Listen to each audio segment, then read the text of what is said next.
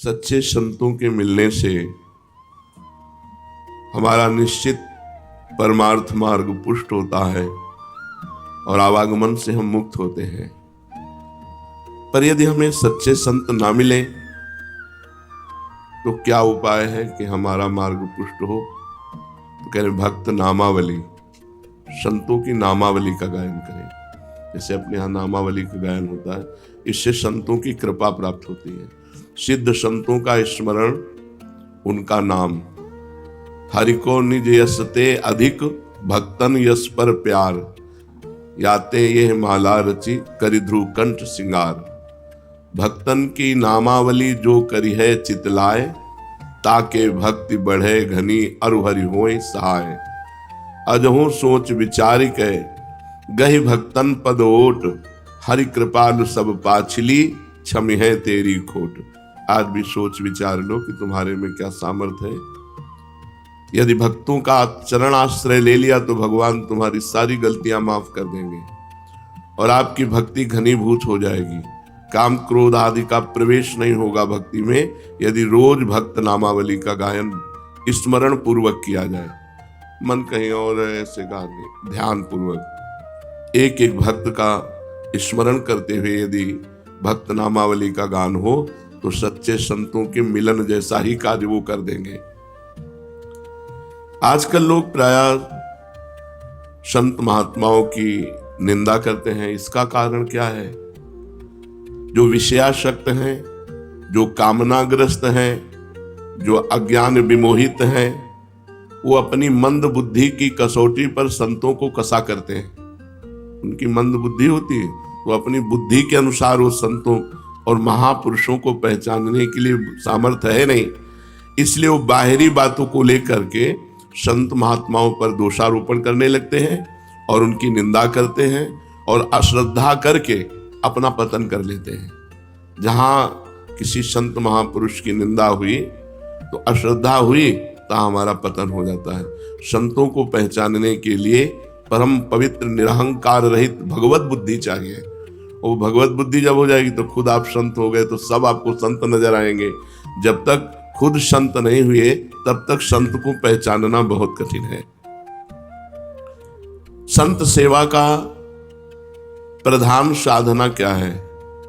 कैसे माने कि हमारी ये संत सेवा बन गई? तो संतों के बताए हुए मार्ग पर चलना ही सर्वश्रेष्ठ संत सेवा है। उत्साह के साथ, विश्वास के साथ जो संत भगवान ने आदेश कर दिया बस वैसे हम चलें, यही सबसे आज्ञा समन सुसाहिब सेवा। अगर हम अपने गुरुजनों की, संत महापुरुषों की आज्ञा का पालन करते हैं तो हमारी संत सेवा हो रही है।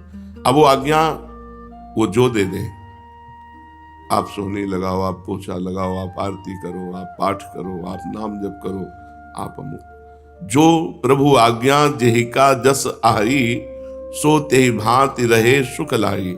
स्वामी की जैसी आज्ञा हो उसमें ननुनच न करते हुए उनकी आज्ञा का पालन करने से ही भगवत प्राप्ति हो जाएगी। संत सेवा बन जाएगी उनकी आज्ञा का पालन करना। संत महापुरुषों के विचारों, उनके भावों, उनके उपदेशों को समझना चाहिए और उसी का पालन करना चाहिए। वो जो विचार अपने प्रकट करते हैं, भाव प्रकट करते हैं, उपदेश देते हैं, उसका पालन करना सबसे बड़ी सेवा है। अगर ये सेवा नहीं हो रही तो भोजन दे दिया, वस्त्र दे दिया और भी, ये कोई खास सेवा नहीं। उनकी आज्ञा का उल्लंघन कर दिया और उनको रबड़ी पवा रहे हो तो सच्चे संतों को ये अच्छा नहीं लगेगा। आप कुछ और नहीं कर रहे, बस उनकी जो आज्ञा है उसी आज्ञा पे चल रहे हैं, इतने में ही वो प्रसन्न हो जाएंगे। क्या सच्चे संत में श्रद्धा होने पर ही उनके संपर्क से लाभ होगा?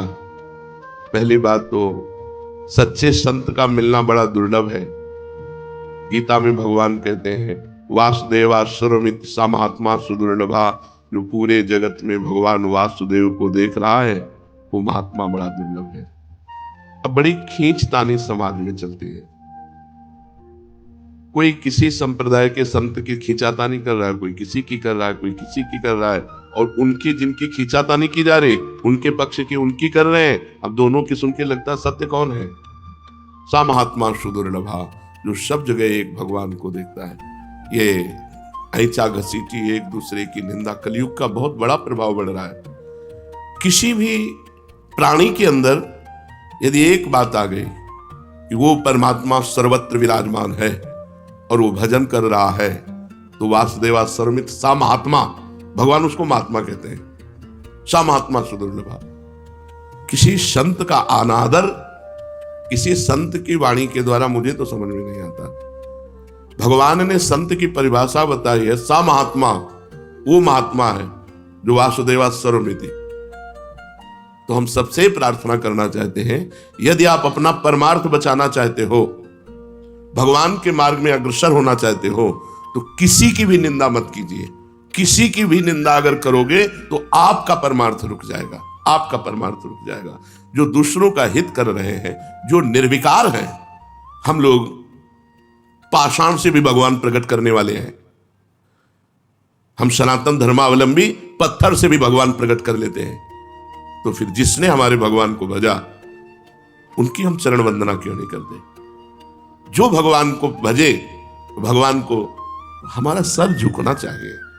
हम ये नहीं कहते कि तुम वहां जाओ, लेकिन उनका नाम आते ही आदर के सहित हम निंदा किसी। एक बार कोई राम बोले तो तुलसीदास जी कहते हैं, तुलसी जाके मुख से धो क्यों निकसत राम, ताके पग की पग तली मोरे तन की चाम। और वो राम को भजकर राममय हो गए। आप क्या समझते हो? थोड़ा सा आप धार्मिक बुद्धि को अध्यात्म में जोड़िए। अध्यात्म का तात्पर्य सर्वत्र विराजमान परमात्मा में एकाकार बुद्धि, तो आपको समझ में आ जाएगा। अरे क्रूर पापी में भी भगवान देखना है, फिर जो भगवानमय हो गए हैं उनकी निंदा स्तुति। तो ये जो संतों की निंदा करते हैं, ये अपनी मानसिकता को दिखाते हैं। तो हम सबको चाहिए, सत्संगियों को, कभी भी किसी भी संप्रदाय के किसी भी संत की निंदा नहीं करनी। कोई भी जो भगवान को प्राप्त होता है वो उसी धरा को पहुंच जाता है, चाहे जहां से चले वो वहीं परमात्मा को प्राप्त हो जाता है। जो सच्चे संत हैं, तो तुम्हारी श्रद्धा हो या ना हो, उनका प्रभाव बदल देगा। अगर कहीं श्रद्धा कर लो तो बहुत जल्दी काम बन जाएगा। पर श्रद्धा ना करने से, जैसे आप सोए हुए हो, सूर्योदय हो गया है पर आपको भान नहीं है, पर जब आंख खुलेगी तब आपको सूर्य का प्रकाश दिखाई देगा। ऐसे सच्चा संत मिल गया है पर आपका परिवर्तन नहीं होगा। परिवर्तन तब होगा जब श्रद्धा की आंख खुलेगी, तब आपको प्रकाश दिखाई देगा। अगर हम श्रद्धा पूर्वक किसी संत का सेवन करें तो बहुत जल्दी परिवर्तन हो जाएगा, और अगर अश्रद्धा से भी सेवन करें तो श्रद्धा आ जाएगी, धीरे धीरे श्रद्धा आ जाएगी। पर किसी संत की बाहरी परिवेश से हम किसी संत की आंतरिक स्थिति को नहीं जान सकते। बाहरी परिवेश उनका संसारिक हो सकता है, लेकिन अंतर में उनकी बहुत ऊंची स्थिति हो सकती है। अंतर की स्थिति को कोई अंतर वाला ही जान सकता है। संतों को एकांत में रहकर मौन साधना करना ठीक है या लोक कल्याण के कार्य करना ठीक है? एक महात्मा परम सिद्ध शक्ति संपन्न एकांत में रहता है, लेकिन वहीं से जगत का मंगल करता है। सर्वे भवन्तु सुखिनः, सर्वे सन्तु निरामयाः, सर्वे भद्राणि पश्यन्तु मा कश्चित् दुःखभाग् भवेत्। उसकी इतनी जोर की ऊर्जा शक्ति होती है, पूरे संसार के कल्याण करने के लिए उनके शरीर से परमाणु निकलकर जगत मंगल करते रहते हैं। अगर ऐसे संत ना होते ना, तो जितना पापाचरण हो रहा है ना, तो भस्म हो जाए। ऐसी ऐसी मिसाइलें बनी है कि प्रांत का प्रांत आग लग जाए, नष्ट हो जाए। 2500 किलोमीटर दूर तक मार करने वाली, अब जरा सा बुद्धि खराब हो जाए तो प्रांत का प्रांत नष्ट हो जाए। और होंगे, अभी भजन हो रहा है, अभी भगवत शांति का प्रचार प्रकाश संतों से हो रहा है। कुछ प्रचार कर रहे हैं, कुछ प्रकाश कर रहे हैं। एकांत में जो बैठकर तो उनका प्रकाश होता है, उनके परमाणु जाते हैं और हर जीव के पापों का नाश करते हैं। एक है कि जो एकांत में बैठ करके खूब भजन करते हुए शक्ति संपन्न होकर जगत का मंगल करते हैं, और एक है जो भजन करते हुए दूसरों को उपदेश देते हुए दूसरों का मंगल कल्याण करते हैं। अगर दोनों को तौला जाए तो पहले वाला श्रेष्ठ निकलेगा। अगर दोनों का तौला जाए कि कल्याण दोनों में से किसके ज्यादा होंगे, तो उसके ज्यादा होंगे जो एकांत में बैठकर भजन कर रहा, मौन, कभी बोला नहीं, पर उसमें जो भजन के परमाणु है वो जीवों का परम मंगल कर देंगे। जीवन मुक्त पुरुष महापुरुषों के द्वारा जो कर्म होते हैं, क्या वो पाप पुण्य जैसे होते हैं? जैसे एक संसारी आदमी काम करता है, अच्छा तो पुण्य हो गया, बुरा तो पाप हो गया। तो जीवन मुक्त पुरुषों के द्वारा जो कार्य संपादन होता है, तो क्या वो शुभ अशुभ की तरह होता है, पाप पुण्य की तरह होता है? तो कह रहे महापुरुषों के द्वारा जो क्रिया होती है उसे कर्म संज्ञा दी ही नहीं जाती, उसे लीला कही जाती है। लीला है, वो गंगा स्नान कर रहे हैं तो उनकी लीला है, और नाली में स्नान कर रहे हैं तो उनकी लीला है, उसको कर्म संज्ञा नहीं दी जाती। जहां कर्ता ही नहीं बचा, अहंकार ही नष्ट हो गया, तो अब वो पूरे विश्व को भंडारा करा रहे तो कोई पुण्य नहीं, और उसके द्वारा कुछ लीलाएं हो रही तो कोई पाप नहीं। वो पाप और पुण्य दोनों से बड़े। अब अच्छा हो रहा है तो उसकी प्रशंसा करेंगे संसारिक, और अगर उनकी बुद्धि के खिलाफ हो रहा है तो उनकी अवहेलना करेंगे। जो सिद्ध संत होते हैं, देखो इसी में परीक्षित जी को संशय हो गया था, ये धर्म के लिए भगवान ने अवतार लिया, रात्रि में एकांत में गोपिकाओं को बुला करके रास करना, ये क्या धर्म के विरुद्ध नहीं हुआ? परीक्षित जी के इसी प्रश्न से रास का विश्राम कर दिया कि ये तो, जबकि परीक्षित जी लोक संग्रह के लिए प्रश्न, तब उन्होंने कहा कि जो भगवान शंकर जैसे हैं, वो विष का पान किया, दूसरा पान करे तो मर जाएगा, ऐसे ही जो महापुरुष है वो जो कर रहे हैं वो हमें नहीं करना, वो जो उपदेश कर रहे हैं और उपदेश से जो उनके आचरण मिले वो करना बकाया नहीं करना। वो महापुरुष है, उनकी लीला है, वो क्या कर रहे हैं। तो क्या महापुरुषों के द्वारा पापाचरण भी होता है क्या? ये तो साधनावस्था में ही छूट गया था, तो सिद्धावस्था में कैसे हो सकता है? तुम्हारी मति गति के परे की लीला हो सकती है। जैसे ब्रज के भक्तों में पढ़ना, ग्वारिया बाबा, तो एक बंगाल से परिवार आया था और उनके साथ 18-20 वर्ष की लड़की थी, और 70 वर्ष के बाबा होंगे, साफा बांधे रहते तो राजा महाराजा की तरह। देखा, बोले यार की मर्जी हो गई, अब इससे ब्याह करेंगे। उनके पिता ने कहा कैसी बात करते हो? उनका ना अब तो ब्याह करेंगे। अब वो इतनी जोर से आवाजें होने लगी कि भीड़ लग गई। क्या हुआ क्या हुआ? बाबा ने कहा इस लड़की से ब्याह करेंगे। उनका हम ऐसे कैसे कर देंगे इनके साथ? बोले नहीं ब्याह करेंगे। झगड़ा शुरू हो गया। पिता ने कहा वो पिंड बचाना मुश्किल हो गया। बाबा ने कहा अगर ब्याह नहीं करोगे तो चिता लगाकर भस्म हो जाऊंगा।